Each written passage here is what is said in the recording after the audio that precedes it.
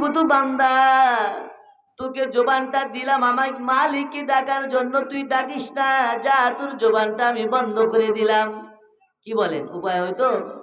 হ্যাঁ, যা, তোদের হাত দিলাম আমি মালিকের গোলামি করার জন্য, আমার মালিকে, আমি মালিকের গোলামি করিস না, তোর হাতটা আমি বন্ধ করে দিলাম, অচল করে দিলাম। হাত থাকবে কিন্তু কাজ করতে পারবি না। কথা পায় না, ঠিক না? ঠিক। মালিক যদি বেজার হয়ে সাথে সাথে রিমান্ডে লইয়া শাস্তি মঞ্জুর করে দিত, মেরে ভাইও উপায়টা কি হইতো বলেন?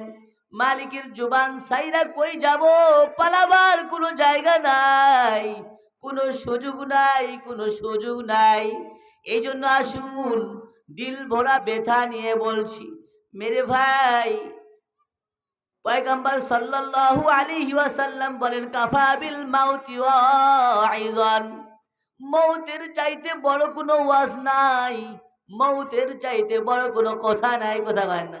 সবচাইতে বড় ওয়াজ হলো মৌত, এটার থেকে উপায়, বাঁচার উপায় কারো নাই। কথা বলেন? নিজে বলেছিল আনা রব্বুকুমুল আলা, আমি খোদা, আমি খোদা, সেও বাঁচতে পারে নাই। কথা বলেন? কোটি কোটি কোটি মিলিয়ন বিলিয়ন সম্পদের মালিক, সূরাতুল কাসাসের মধ্যে কারুনের লম্বা ইতিহাস মালিক বর্ণনা করে বলেন, এত সম্পদের মালিক আমি করুণকে বানাইছিলাম, এরপরও এই করুণ চিরকাল দুনিয়ায় থাকতে পারে নাই।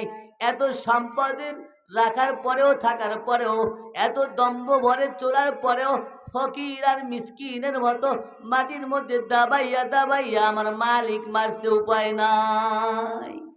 কি বলেন, আসেনি? তো কি নিয়ে চলছি, বাহাদুরি কি বলেন? হায় হায়, দিলটা নরম করে দিয়ে বুঝেন।